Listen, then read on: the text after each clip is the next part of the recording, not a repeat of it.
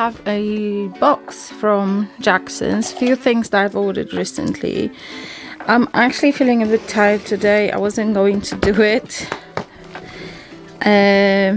but I've ordered some inks and they're inside there, and I don't want to leave the box just laying on its side because I don't want no accidents, so I have to unbox it. Here we go.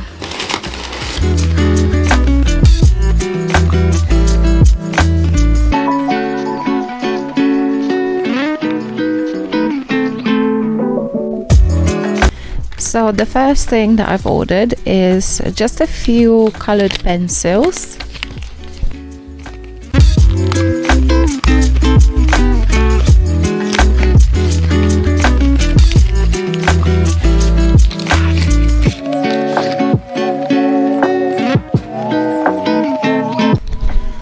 Just the 3 of them. 2 by Caran d'Ache Luminance and 1 Derwent Lightfast pencil. Okay, so let's swatch those colored pencils in my swatch book, and the first 2 I'm swatching are Caran d'Ache Luminance or Luminance, however you pronounce it. The first one is called Purplish Red, and the number is 350, and it's like a very bright fuchsia pink, which I absolutely adore. I didn't have a pencil like this, so it's going to make a really nice addition.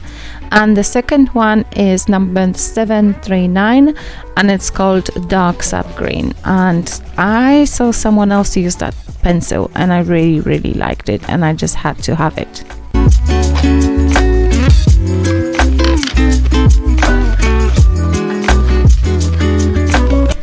The Derwent Lightfast color, it's called Magenta, and I don't think it has a number. Yeah, this one is less pinky and more red.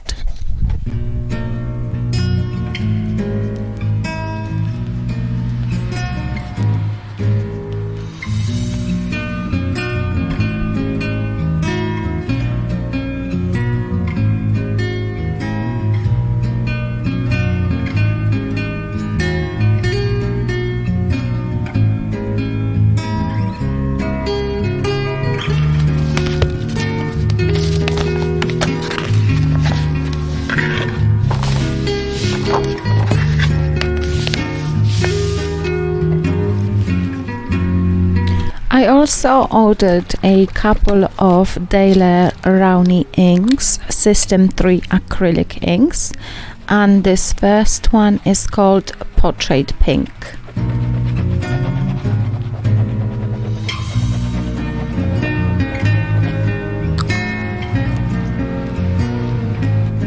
The second one that I've ordered is just a basic yellow ochre.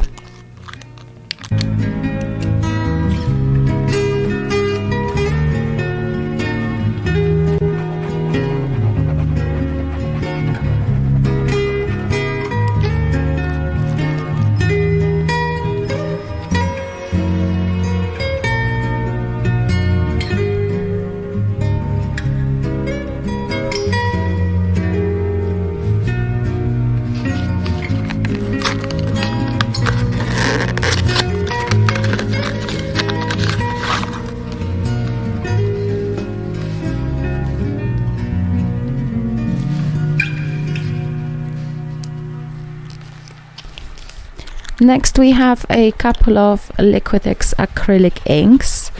I've used those inks in the past. I've got a few other colors and I absolutely love them. This first one is called Yellow Medium Azo, and it's a nice bright yellow, but also it's a warm yellow, in my eyes at least. This second ink is called Muted Pink, and I have another pink by Liquitex. I think it's magenta, and it's super bright and super lovely. And this one is really nice as well. It's like the muted version of the one that I already have.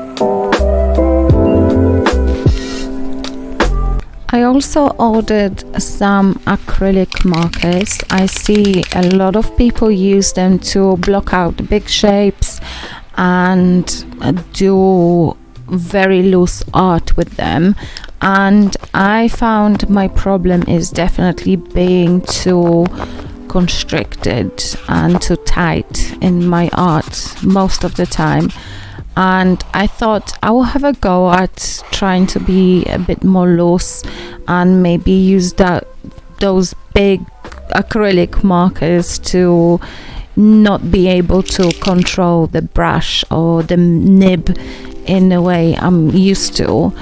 And yeah, this is the plan, and I've ordered 4 colors. That first one was Posca, and the color is light orange, and it is a 8mm chisel shaped nib. The second one you see now is a Molotov broad, and it's a 15mm tip. I actually don't remember the name for it because the name was on the sticker and I threw the sticker away. The next marker that I have is a Liquitex one, and I've actually never had that brand before. And all of them you have to shake to activate and to mix the paint inside, and then you pump them to make the paint flow. And I found the Liquitex one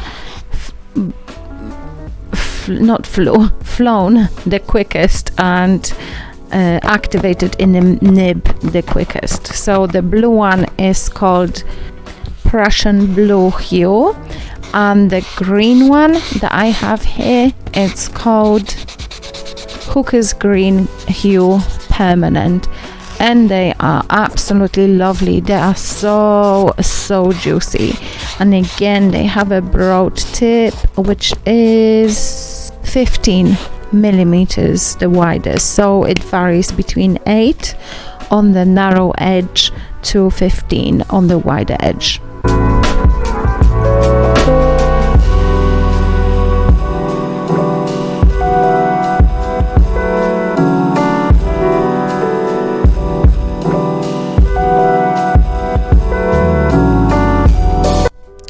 Okay, let's do some art with those big chunky boys. And I've opened Unsplash, where I usually look for copyright-free images that I can use as a reference for my paintings or my drawings. And since I wanted to use those nice peachy colors, I was searching for peaches, and all these beautiful peaches, juicy fruit peaches. And then boom, there it is. Why was it with the peaches? I have no idea, but I decided to draw this dog. I think it was a French bulldog, and I don't really draw animals very often, and I didn't really know what I was doing here. I just decided to grab those big markers and just have fun with them. I used 2 colors here. I used the Posca, the light orange one, and I used the Liquitex Prussian Blue Hue for shadows and some definitions. So, first impressions, these markers are definitely great for blocking out big shapes. They are very difficult to control when you want to add details, which I guess it's part of the fun and part of the experiment, and yeah, part of experience. So I was kind of struggling a little bit with, controlling this marker and turning it around and using different edges and sides of this marker to create the lines that I wanted. I'm not sure if I did the right thing smudging the marker in places, but it is something new for me. I've never done anything like this before, and in a way it reminds me of, I think it's lino printing, when you layer different lino prints and then you get this graphic looking thing. And I wish I didn't add that Posca marker on top of the blue. I think I would have liked it better if I just left it at just the peach and the big blue graphic looking thing. I don't know, it is an experience and it's a learning curve for me. Like I said, I've never used them before in this way, and yeah, it's another page filled in my sketchbook. And here on this other page I decided to use the Molotov marker, and I'm starting the same, but I think I will use colored pencil to add details and shape to this blob.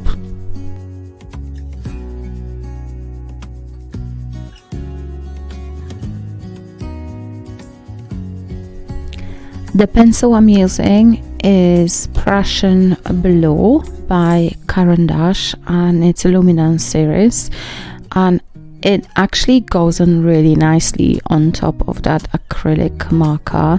Of course, you need to wait for the paint to dry because you don't want to mess up your colored pencil.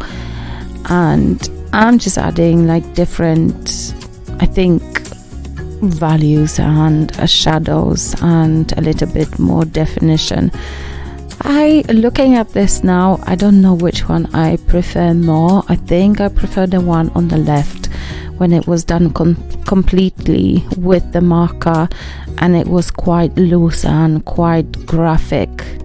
I don't know, let me know in the comments which version of this French Bulldog you prefer. So this is it. I hope you enjoyed watching this video, and I hope you liked the two pieces I created, my two Frenchies, my two peaches. And this is definitely something new for me, but something that I am willing to explore and experience further. Thank you for watching. Hopefully you will like, comment and subscribe if you haven't already, and I will see you in my next video. Bye.